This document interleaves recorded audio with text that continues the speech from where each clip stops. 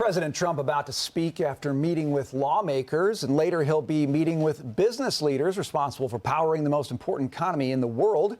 Joining us now, Heritage Foundation research fellow and economist EJ Antoni. EJ, good to see you. We're just waiting for the president here. A lot of conversations today, but one of the big ones is with CEOs. Of course, he's wanting to engage with them. President Biden seems to want to call them greedy, but you say a lot of those CEOs are pretty worried about 2025. What do you think they want to hear from former President Trump? Well, Brian, I think what they want to hear from not just Trump, but Biden as well, is they want to hear a plan. They want to hear a plan of how we're going to get the economy out of the current doldrums in terms of growth, how we're going to bring down inflation. EJ, I'm going to have to interrupt you. They are clapping as former President Trump is walking out to the podium. This is live from Capitol Hill. He's expected to make some remarks after his meeting with the GOP.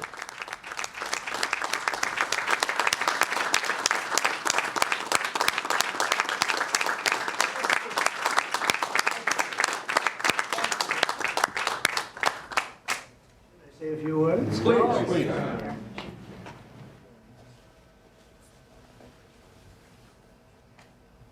Well, thank you very much. This was a great meeting. There's tremendous unity in the Republican Party. We want to see borders. We want to see strong military. We want to see money not wasted all over the world. We don't want to see Russian ships right off the coast of Florida, which is what they are right now. That's unthinkable. We want to see just success for our country. And we don't have success right now. We have inflation that's killing everybody. We have levels of inflation that nobody's seen for, they say 42 years, they say 53 years, and they say 75 years. I would say probably all of them are wrong. Probably we've never seen levels like this before. And we're going to end that. We're going to bring back our jobs. We're going to bring back common sense to government. We're going to have strong borders, and we're going to have people come into our country, but they're going to come in legally. They're not going to pour in from prisons all over South America and all over the world. And it's not just South America, by the way. It's all over the world. And we're not going to have them pour in from mental institutions, which is where they're coming from, large numbers, and large numbers are terrorists. And we're not going to have this. So what's happening to our country is of great concern to the group of people standing alongside of me. And I just wanted to say that we have great unity. We have great common sense.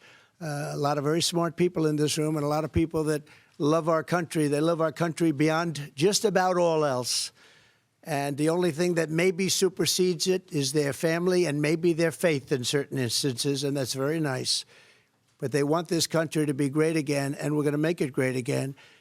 And so I just want to thank the Republican Senate, and I want to thank also the House. We met, as you know, with the full House, Republican House today, and we had a tremendous meeting with them also, and there's great unity.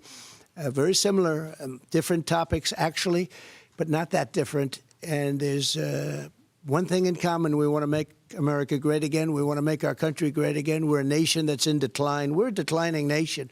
We're a nation that is being laughed at all over the world. We have a leader that's being laughed at all over the world. And we're going to turn it around. We're going to turn it around fast. The polls are looking like they're very strongly for us. And no matter where you look, in fact, a lot of states that people thought weren't in play are very strongly in play. Some we're actually leading in. But we have to get elected. We have to take this beautiful place, and we have to make it really something very special again. Right now, it's not special. Right now, it's being scorned and being used as an example of when they look at the crime on the streets, when they look at all of the problems that we have, they're using us as a bad example of democracy. And they're getting away with murder, and we're not going to let it happen. So I just want to thank you for coming, and I want to thank everybody here. You're all either elected or you're going to be elected again and reelected, and I'm with every one of you, and you know that. I'll be with you always. And thank you very much for inviting me, and we're going to have great success. I think we're going to have a tremendous election. It's November 5th is very important, but we really start much earlier than that. You have North Carolina as an example. You have North Carolina September 6th. You have Pennsylvania starts on September 22nd. These are things different from the old days. We had Election Day, and you had paper ballots, and you had voter ID. Unfortunately, maybe someday we'll get back to that, but you don't have that right now. But this is an outstanding group of people. I'm with them 1,000%. They're with me 1,000%. We agree just about on everything, and if there isn't, we work it out. And I've had a really great relationship with just about everybody here, and just about all of the senators. And if it wasn't fantastic, it gets worked out. And we have one thing in mind, and that's making our country great. So thank you all very much. We appreciate you being here. Thank you very much. And that was former President Trump making some quick remarks there after meeting with business leaders and also members of the GOP. And I'm grateful that EJ Antoni from the Heritage Foundation has stuck with us now to talk a little bit about it and give us some reaction. You know, what struck me particularly, EJ, is that his messaging and his tone are exactly the way they should be. We were talking about this with Governor Burgum before, how he's kind of stepped away from the things that tend to irk people, and he's hitting the big issues right off the top in every speech, including this one. So he came out of the gate talking about the economy, talking about foreign policy, talking about open borders, things that matter to people. Your reaction? Jackie, I think that's absolutely right. And he's talking about things that not only matter to people, but to businesses as well. We need stability at the border, not only because it will reduce crime, because we need to know who's in our country, but also because it's going to help bring stability back to the labor market. He talked about reducing inflation. You know, inflation is not just a plague upon consumers. It certainly is, but it also causes tremendous harm to businesses. We've seen wholesale inflation numbers go up just as much as consumer inflation numbers over the last 4 years. And so all of the things that he's hitting on there in that speech, I think resonate with a whole host of different people from a lot of different backgrounds. EJ, we got some word this morning that he was talking with members of Congress about tariffs. You heard in this speech he mentioned bringing back jobs. I wonder how you think about how former President Trump thinks about tariffs and what effect that would have on the economy.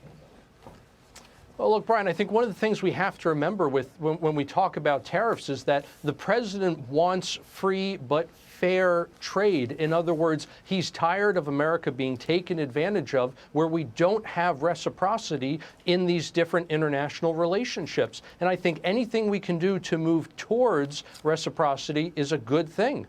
He talked about how he didn't want money to be wasted anymore. Right now, we're looking at a 6 to 7% budget deficit relative to GDP. A lot of proposals out there for his administration. They're hopeful to maybe get a sub 3% budget deficit. Is that achievable? Oh, Taylor, it's certainly achievable. I mean, let's not forget, we have been in very bad economic straits repeatedly throughout America's history, and this country has always found a way to come back. So I think there is certainly hope there. But the other thing to remember is that when he talks about inefficiency, I mean, we need look no further than the headlines we get just about every day out of the Biden administration. Look what they've done with EV chargers, for example, spending billions of dollars for literally just a handful of charging stations. The waste, fraud, and abuse is rampant in this federal budget. Something he snuck in there at the top, EJ, he talked about the Russian warships that are sitting off the coast of Florida. It is pretty staggering when you think about it. You know, when it comes to foreign policy blunders, Biden has made many, but we still sit here and scratch our heads and say, when is enough enough? Jackie, it's a great question. We are wasting billions of dollars in countless overseas adventures with which we really have no interest and shouldn't be involved in at all. But the other thing to remember is that the Biden administration is slowly but surely taking down the dollar. I mean, and it's not just because of inflation. It's because of doing things like seizing and stealing assets that are held by foreigners. That's a key reason why Saudi Arabia, for example, has decided not to renew the petrodollar agreement. I mean, this poses a significant threat to the dollar status as the global reserve currency, and every American needs to be concerned about it. EJ, thanks for sticking around with us to listen to former President Trump. We always appreciate your in-depth analysis. Thanks for that.